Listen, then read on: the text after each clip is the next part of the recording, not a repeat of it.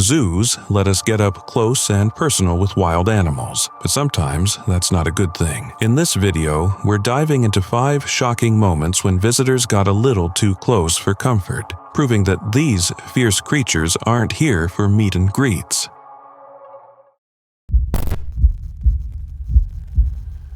It was a warm summer day in Beijing, China. July 23, 2016 to be exact. Miss Jiao, a woman in her 30s, decided to take a family trip to the Beijing Badaling Wildlife Park, a popular spot where visitors can drive through enclosures and see wild animals up close. Along for the adventure were her mother, Miss Jiao's husband, and their child, all eager for a thrilling day among exotic creatures. As they cruised through the park, Miss Jiao started feeling carsick. Now, here's where things took a turn for the worse. Despite multiple warnings to stay in the car, seriously, they really stressed this rule. She decided she needed some fresh air. So, she stepped out and walked over to the driver's side to speak with her husband. Out of nowhere, a massive Siberian tiger lunged at her from behind, grabbing her and dragging her away from the vehicle. It was pure chaos. Seeing this horrifying scene unfold, Miss Jiao's mother instantly reacted.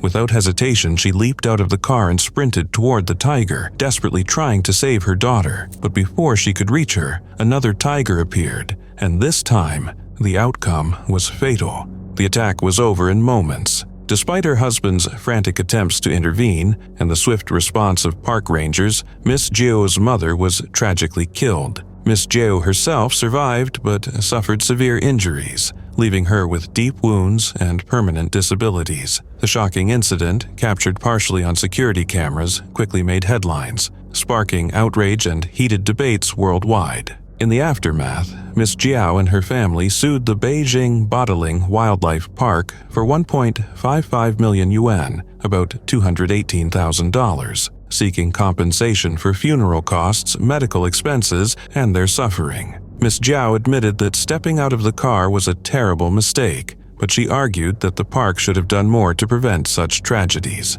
An official investigation was launched, examining whether the park's safety measures were up to standard. Officials determined that the tragedy resulted from the family's decision to leave the vehicle despite the very clear warnings. Signs were posted, precautions were in place, and park staff had repeatedly emphasized the rules. However, in response to the incident, the park temporarily shut down operations to review its safety protocols. They later implemented stricter measures, banning self-driving tours in the tiger enclosure and installing even more visible warning signs. But Miss Jiao wasn't satisfied. She insisted that the park's safety measures were still lacking. She claimed the risks hadn't been properly explained to visitors and argued that the agreement they signed upon entering the park wasn't fully understood. Her father backed her up, stating that the family had felt pressured into signing the waiver without a thorough explanation of the dangers. He believed the park should have taken greater responsibility in protecting its guests, especially in such a high-risk environment. The case quickly turned into a much bigger conversation about wildlife park safety. Were these parks truly doing enough to protect visitors from deadly encounters? Could stricter regulations prevent future tragedies? The park, on the other hand, stood its ground. They argued that they had followed all necessary safety procedures and that such attacks were incredibly rare. They stressed that wild animals remain unpredictable and that visitors must take personal responsibility for following the rules. As the court battle unfolded, it became clear that there were no easy answers. Miss Jiao and her family were determined to seek justice for her mother's tragic death and the trauma they had endured. Meanwhile, the park faced intense scrutiny, struggling to maintain a balance between visitor safety and providing an authentic wildlife experience. The outcome of the case would set a precedent, not just for wildlife parks in China, but potentially around the world. It highlighted the critical importance of clear communication and strict safety protocols to protect both visitors and the animals in these unique but dangerous environments. It was July 29, 1994, at the Alaska Zoo in Anchorage, a day that would go down in infamy. Enter Catherine Warburton, a 29-year-old tourist from Sydney, Australia, who had traveled all the way to Alaska for a taste of adventure. Armed with a camera and an insatiable passion for wildlife photography, she set her sights on the zoo's star attraction, Binky, a 1,200-pound polar bear with a reputation as both a local icon and a furry force of nature. Binky wasn't just any bear, he was a legend. Orphaned near Cape Beaufort in 1970, he had called the Alaska Zoo home for decades. As a cub, he had charmed villages across the North Slope, meeting children and basking in the limelight. But as he grew, so did his instincts. He wasn't just a cute zoo resident, he was a powerful predator.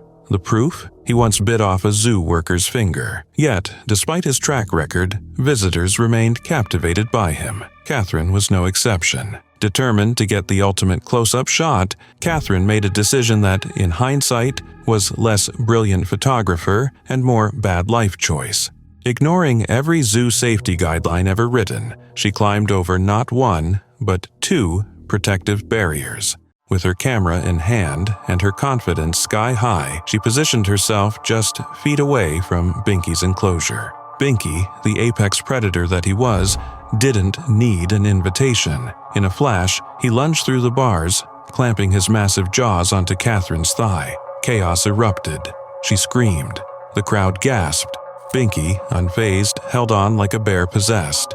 Visitors rushed to help, waving sticks, shouting, and trying every bear distraction technique they could think of. Some called for a tranquilizer gun, but before it came to that, Binky decided he'd had enough. He let go, leaving Catherine with a broken leg, a severely bitten thigh, and a newfound appreciation for zoo barriers. From her hospital bed, Catherine reflected on the incident with brutal honesty.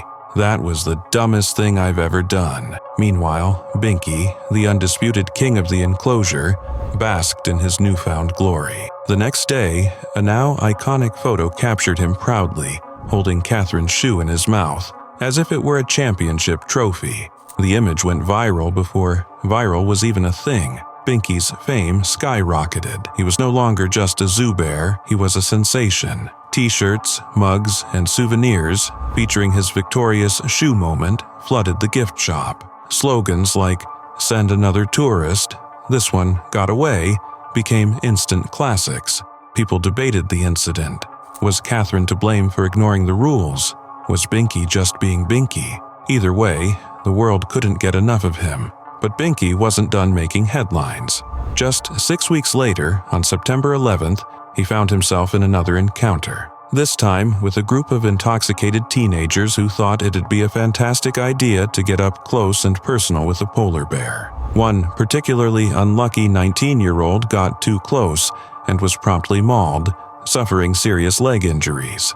Though the zoo never confirmed Binky as the attacker, the bear was found with blood on his face, looking suspiciously pleased with himself. With two high-profile incidents under his belt, or rather, his fur, Binky became an international icon, but fame didn't shield him from tragedy. In 1995, his companion, Nuka, fell ill with a parasitic disease and died from liver failure.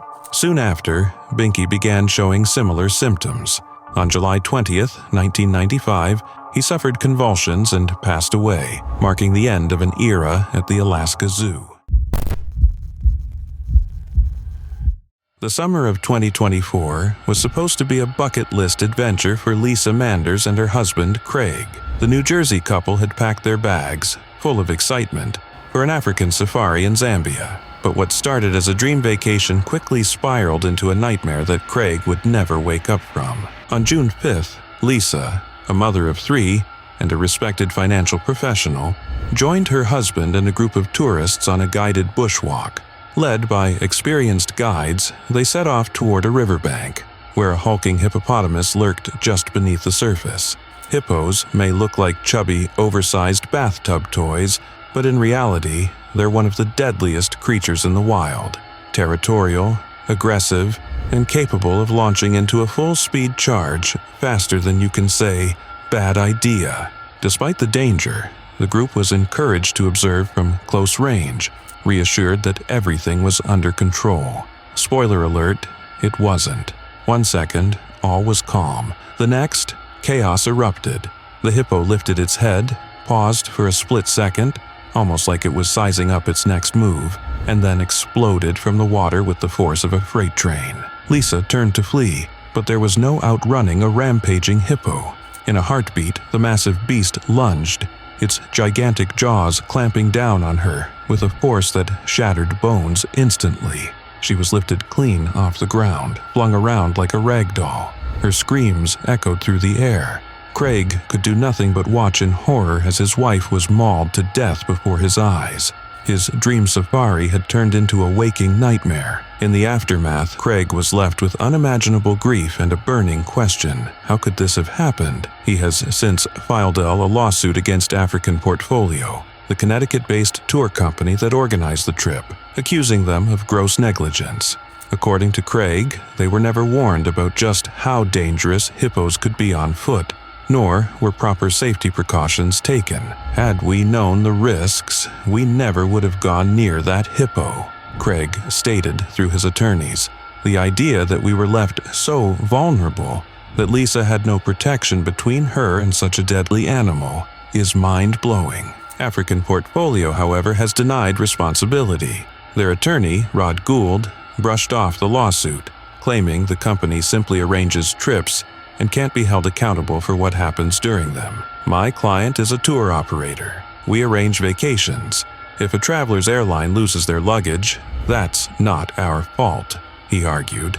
But for Craig and his devastated family, this wasn't just a freak accident. It was a preventable tragedy. Lisa Manders wasn't just another unlucky tourist. She was a loving wife, a devoted mother, and a bright light extinguished far too soon. Lisa was the best wife and mother anyone could ever ask for, Craig said, his voice heavy with grief. Her violent death is a heartbreaking loss not just for our family but for everyone who knew her. Her story serves as a chilling reminder that nature isn't a theme park. In the wild, the line between awe-inspiring and absolutely terrifying can vanish in an instant. For those dreaming of safari adventures, Lisa's fate stands as a stark warning. The wilderness doesn't play by human rules, and getting too close to nature's deadliest creatures can have devastating consequences.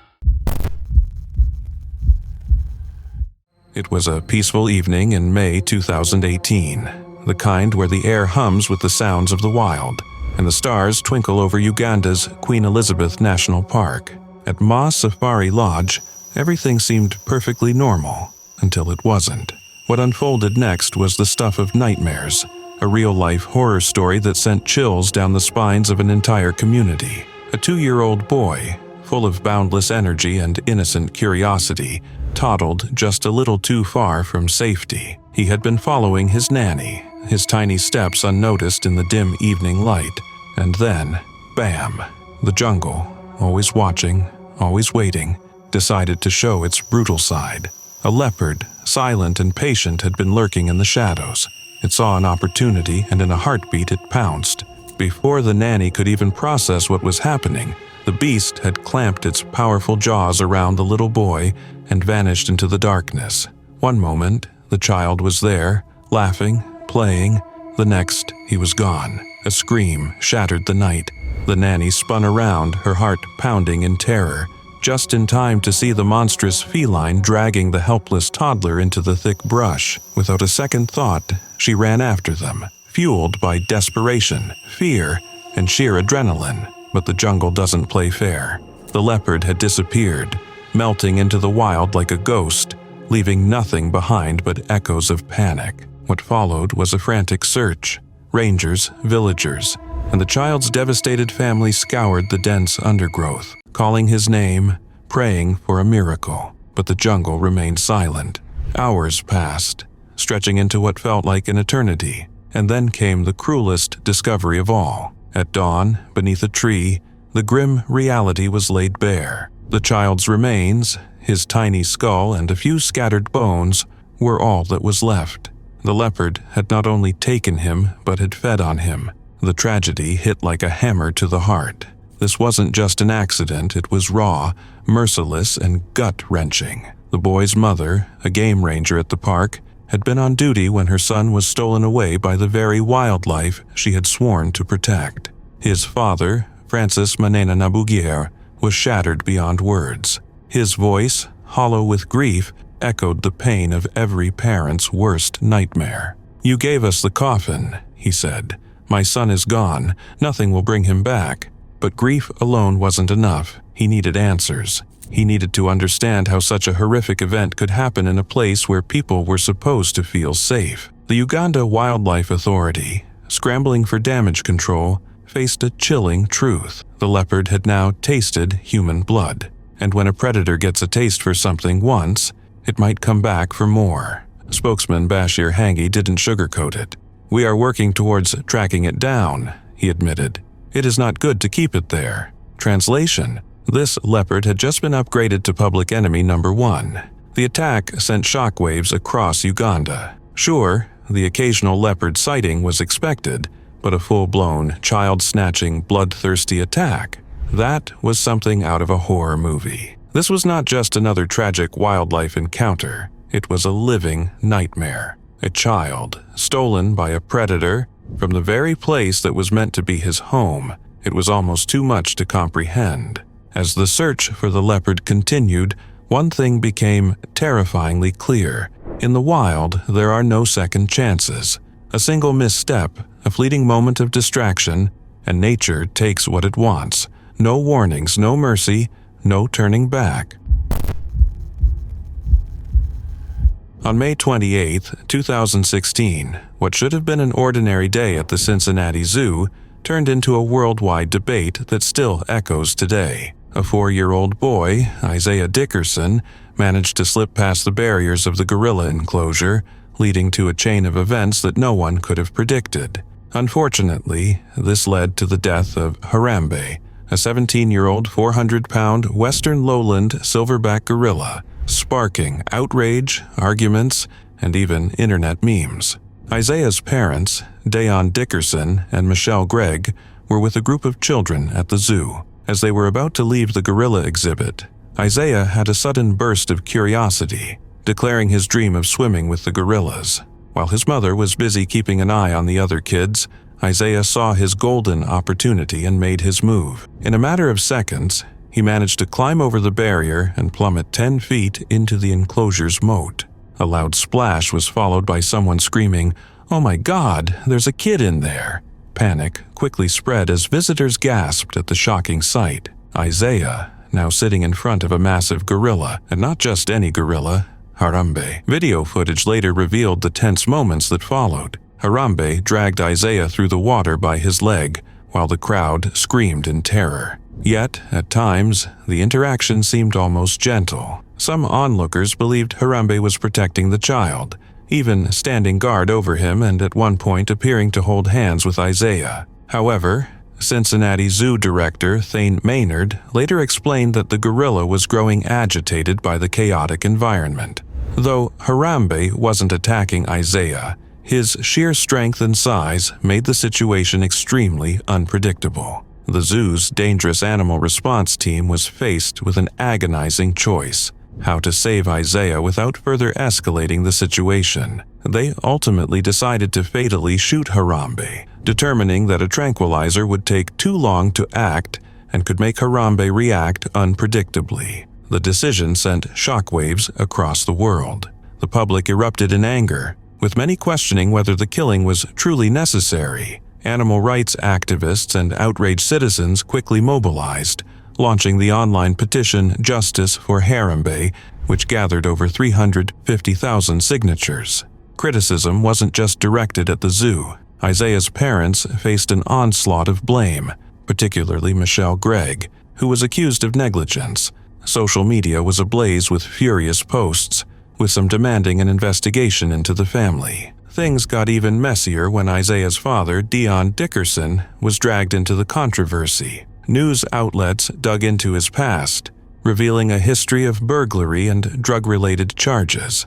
Some critics used this as fuel to further vilify the parents, while others defended Dayon, arguing that he had turned his life around and was a committed father. Close friends vouched for him, describing him as a man who had left his troubled past behind to focus on his family. In the wake of the backlash, Isaiah's family released a statement expressing their gratitude to the zoo for acting swiftly, acknowledging the difficulty of the decision. "We know this was not easy for them, and they are grieving the loss of Harambe," they stated. Despite the mounting pressure, the family chose to remain silent afterward, declining all interview requests.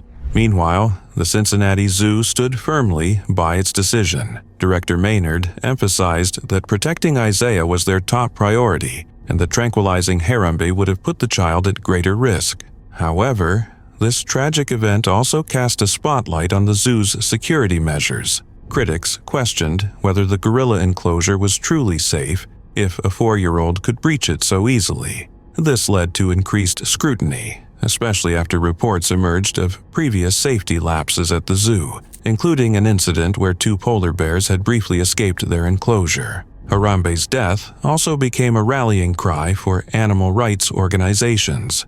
The group Stop Animal Exploitation Now, Say Ian, filed a complaint with the USDA, arguing that the zoo had violated the Animal Welfare Act. If a 4-year-old child can get through the barrier, is that a safe barrier? Questioned Sayan spokesperson Michael Budke. Public mourning for Harambe quickly took on a life of its own. Social media flooded with tributes, and a Facebook group titled Justice for Harambe gained thousands of members in record time. For many, Harambe became a symbol of the complex and often troubled relationship between humans and captive animals. But while the world mourned his loss, a small piece of Harambe lived on, his genetic legacy. Though he had not yet reached full maturity or bred, his sperm was collected posthumously for potential future use.